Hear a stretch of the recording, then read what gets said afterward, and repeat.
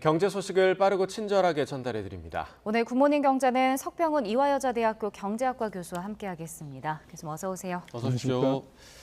자, 최근 금융기관에서 빌린 돈을 제대로 갚지 못해서 채무조정 신청하는 사람들이 폭증한 것으로 나타났더라고요. 이 대출 규모와 함께 부실 위험도 커지는 모습이죠. 예, 그렇습니다. 채무조정이라는 제도는 생활고 등으로 빚을 갚지 못하는 대출자들을 대상으로요. 상환 기간을 연장해 준다든지 아니면 이자율을 감면해 준다든지 채무를 감면해 주는 제도입니다. 예. 그런데 최근에 채무조정 신청자들이 급증하고 있는데요. 작년에 13만 8천 명이었는데요. 올해 6월 말 기준으로 이미 9만 2천 명이 됐습니다. 그러니까 반년 만에 작년 전체 신청자의 70%에 달하는 채무조정 신청자가 발생을 한 것이죠. 예. 이런 식으로 채무조정 신청자들이 많이 늘어나는 것뿐만 아니라요.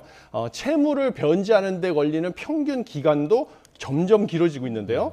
작년까지만 해도 94.1개월이었는데요. 올해 6월 말 기준으로 100.5개월로 100개월이 넘어갔습니다. 이것은 8.4년에 달하는 기간에 걸쳐서 채무를 상환하고 있다. 라고 보시면 되겠습니다.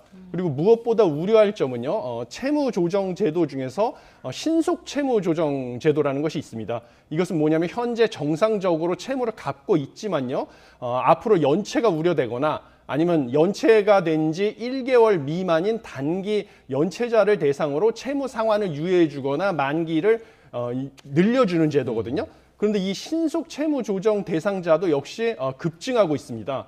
그래서 상반기에만 2만 1,000명이 발생을 해가지고요. 작년 신청자인 2만 2천 명에 육박하는 수준이 되었습니다. 이처럼 신속 채무 조정자가 급격하게 늘어나고 있다는 것은 최근에 고금리 상황뿐만 아니라 경기 침체 상황에서 소득이 감소하다 보니까 채무를 갚을 수 없는 한계 상황에 내몰리는 채무자들이 점점 많아지고 있다라는 것을 보여주고 있고요. 그러다 보니 그동안에 채무 조정을 받고 있으면서 성실하게 채무를 갚고 있던 성실 상환자들도 그 성실 상환자들 대상으로 하는 소액 대출이라는 것이 있습니다. 소액 대출 신청자 수도 2018년 2만 2천 명에서 4년 만에 2배 이상 증가를 했을 뿐만 아니라 그들의 연체율조차 2018년 6.7%에서 최근에 10% 이상으로 늘어나는 이런 상황으로 내몰리고 있습니다. 예. 네. 자, 이번엔 중국 소식도 알아보겠습니다. 중국의 7월 경제 지표가 또 전망치를 밑돌았는데 소비, 투자, 수출 같은 그 주요 경제 지표가 계속 부진한 모습을 보이고 있는 것 같아요. 예, 그렇습니다. 지금 중국 경제가 진퇴양난의 상황인데요. 네. 이번에 발표한 소맥 판매라는 것은 국내 그 소비 지출을 말해서 중국의 내수 경기를 우리가 볼 수 있는 가늠자가 되겠습니다. 근데 소맥 판매 같은 경우는 2.5% 전년 대비 증가를 했으나요. 이것은 시장 전망치인 4.5%보다 2%포인트나 낮은 수준입니다. 네. 그리고 산업 생산이라는 것은 제조업의 경기를 우리가 예측할 수 있는데요. 이 산업 생산 역시 3.7% 전년 대비 상승을 했으나 이것도 시장의 전망치인 4.4%보다는 0.7%포인트나 낮은 수준이 되겠습니다. 이런 식으로 내수와 제조업 경기가 동반 침체를 하고 있는 상황이고요. 그다음에 미중 갈등 와중에 미국의 동맹국으로의 수출이 어려워지니까 역시 수출까지 모두 부진해서 중국 경제를 떠받들고 있는 것이 사실 수출하고 내수 소비, 그다음에 마지막이 부동산 산업이었는데요. 네. 부동산 개발 업체도 민간 기업 중에 2위인 그 비두이위안이 지금 채무 상환이 어려워지는 디폴트 위기에 내몰리고 있습니다. 그래서 부동산 경기까지 침체가 되는 이런 삼중고가 지속되고 있습니다. 네. 이 그 중국 경제를 가늠할 수 있었던 그 청년 실업률 지표, 그러니까 지난 6월까지는 공개가 됐는데 7월 지표가 지금 비공개 처리가 됐단 말이죠. 예. 이거는 이제 공개하기 어려운 수준까지 온 거 아니냐 이런 얘기도 나오거든요. 예, 그렇습니다. 중국 정부 입장으로는 사실은 그 청년 실업률을 계산할 때요, 이 16세에서 24세를 청년으로 정의하는데 이들 중에서 노동시장에 참여하지 않는 사람들을 어떻게 해야 될지 모르겠다. 이래서 예. 이것을 연구하겠다. 이런 명분으로 지금 발표를 안 했는데요. 사실 이것은 그 전문가들이 보기에는 그것이 아니라 지난 6월에 청년 실업률이 무려 21.3%로 사상 최고치가 되었습니다. 예. 근데 이번 7월에는요. 7월부터 8월 사이에 중국에서 사상 최대 규모인 1,158만 명의 대졸자가 노동시장에 참여할 예정입니다.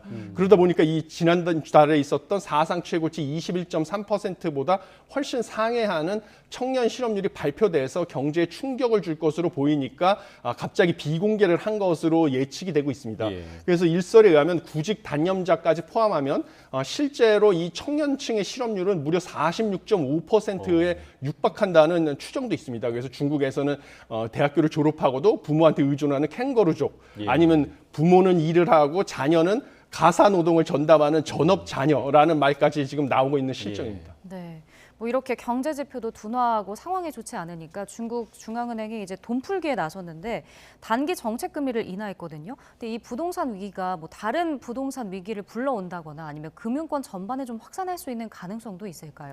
예, 그렇습니다. 사실 이번에 전문가들 같은 경우는 그 중국 인민은행에서 금리를 갖다가 동결할 것으로 전망을 했습니다. 왜냐하면 이미 최근 3달 사이에 금리를 2차례나 인하를 했기 때문이죠.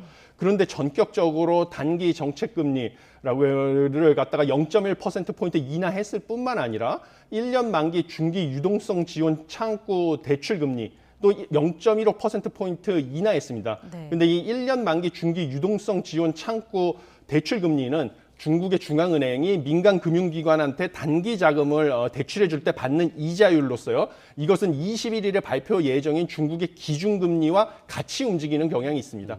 그러니까 21일에 중국의 기준금리를 추가로 인하할 것이라는 것을 강력하게 시사하는 것이거든요. 그러니까 이렇게 시장의 전망을 뛰어넘게 전격적으로 금리 인하를 단행한 것은 그만큼 지금 앵커님께서 지적하셨듯이 중국의 부동산 경기 침체, 이것이 유발하는 중국 경제 침체 상황이 지금 시급하다라는 것을 보여주고 있고요. 이런 중국의 부동산 개발 업체들의 디폴트 우려는 자칫 잘못하면 금융위기로 확산될 수 있는 소위 리만 브로더스 사태를 연상할 수 있는 이런 상황이 되겠습니다. 네.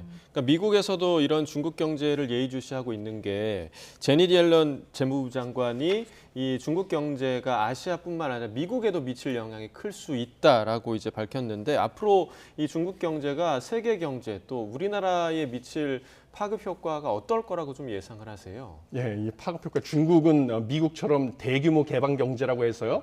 중국의 정책 결정이나 뭐 상황 변화가 전 세계 시장에 영향을 미치는 나라입니다. 그래서 최근에 IMF에서 발표한 전망에 따르면요.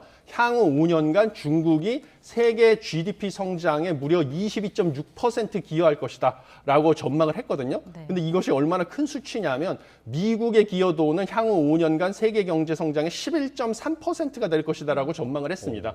그러니까 중국의 경제 성장이 세계 경제 성장에 대한 기여도가 미국보다 2배 이상 크다는 것이죠.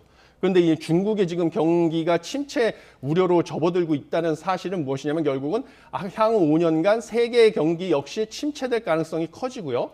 그러면 한국 같은 경우는 수출 의존도가 큰 나라인데 지금 수출의 19.5%를 차지하고 있는 대중 수출이 침체될 뿐만 아니라 우리 주력 수출 품목인 반도체의 상당 부분이 대중 수출입니다. 반도체 수출을. 그러니까 반도체 수출도 불투명해지고요. 그다음에 세계 경제가 침체가 되게 되면 다른 나라로의 수출 역시 지금 불투명해지기 때문에 정부와 한국은행에서 예상한 상저 하고 전망이 날이 갈수록 불투명해지고 있다 이렇게 보고 있습니다. 예. 밤사이 해외 증시도 좀 보면 뉴욕 증시가 하락 마감했는데 이것도 중국 경기 침체에 영향을 좀 받은 건가요? 예, 그렇습니다. 중국의 경기 침체에 대한 불안감하고요. 또 다른 것은 신용평가사인 피치가 지금 JP 모건 같은 미국의 최대 규모의 은행 포함해서 여러 은행들 그 신용 등급을 내릴 수 있다라는 보고를 했기 때문입니다. 네. 그래서 피치에 따르면 지금 은행 업권의 영업 환경이 날이 갈수록 안 좋아지고 있는데요. 고금리 상황이 지속되다 보니까 미국도 마찬가지로 연체율이 급격하게 늘어나고 있습니다. 그래서 연체율이 늘어난다는 것은 결국은 부실화된 채권이 앞으로 많아질 것이고요. 그러면 은행의 수익성이 떨어지는 것이죠. 그렇기 때문에 은행 산업의 전반적으로 영업 환경이 안 좋아서 신용 등급을 강등시킬 수 있다는 것을 경고해서 은행주 위주로도 또 주가가 큰 폭으로 하락을 했습니다.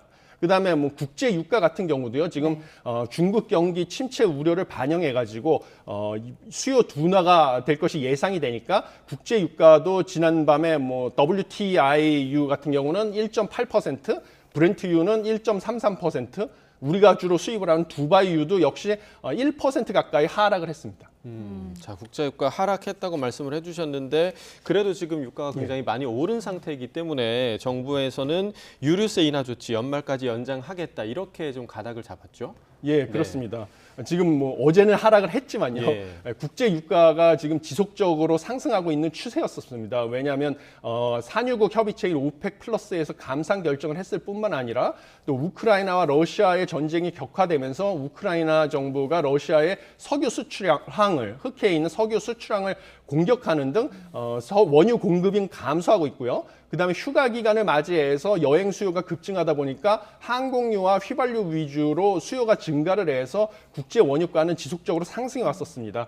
그것을 반영해서요. 우리나라의 휘발유나 석유 가격도 상승을 했는데 14일 기준으로 휘발유 가격은 전국 평균으로 리터당 무려 1,724.3원이 되었습니다. 올해 연초만 해도 1,500원대였는데요. 무려 8.5%는 상승을 한 결과를 얻었고요. 그러다 보니까 정부 입장에서는 사실 올해 그 세수 부족 현상이 심하거든요. 상반기만 해도 국세 수입이 전년 동기 대비 39조 7천억 원이나 감소를 했고 이 중에 7천억 원은 사실은 유류세 인하로 인한 교통, 에너지, 환경세수 감소였습니다. 이럼에도 불구하고 민생 안정을 위한다는 명분으로 물가와 민생을 안정시킨다는 명분으로 지금 유류세 인하를 연장하기로 했고요. 그렇지만 지금 세수 감소도 심각하기 때문에 여러 가지 안을 검토 중입니다. 그래서 유류세 인하를 갖다가 뭐 2개월 내지 3개월까지만 지속하고 다시 상황을 보겠다는 안하고 아니면 현재 휘발유의 유류세는 25% 인하했고요. 경유와 LPG 부탄은 37% 인하하고 있는데 경유의 인하폭을 25%까지로 줄이는 방안 등 다양한 옵션을 검토 중에 있습니다. 네, 그러니까 유가 강세가 계속되는 이상 정부의 고민은 좀 이어질 것으로 보이네요. 석병훈 교수와 경제 이야기 나눠봤습니다. 고맙습니다. 고맙습니다.